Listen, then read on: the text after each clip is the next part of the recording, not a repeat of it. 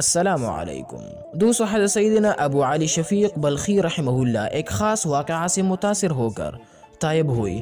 واقعہ کچھ اس طرح ہے کہ آپ بغرض تجارت ترکی پہنچے تو وہاں کا ایک پجاری سے فرمایا کہ تجھے قادر و زندہ خدا کو نظر انداز کر کے ایک بے جان بت کی پوجا کرتے ہوئے ندامت نہیں ہوتی؟ اس نے جواب دیا کہ آپ جو حصول رزق کے لیے دنیا بھر میں تجارت کرتے پھرتے ہیں اس سے ندامت نہیں ہوتی، اور کہ آپ کا خالق گھر بیٹھے روزی پہنچانے پر قادر نہیں۔ یہ سن کر اسی وقت وطن واپس لوٹے تو کسی نے راستہ میں پیشہ دریافت کیا۔ آپ نے فرمایا کہ میں تجارت کرتا ہوں۔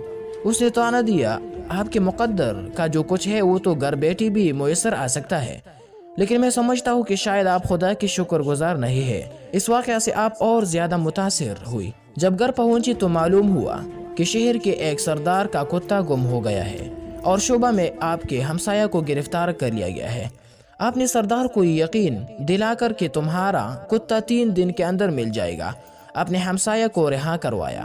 جس نے کتا چوری کیا تھا وہ تیسرے دن آپ کے پاس پہنچ گیا اور آپ نے سردار کے یہاں کتا بھجوا کر دنیا سے کنارہ کشی اختیار کر لی۔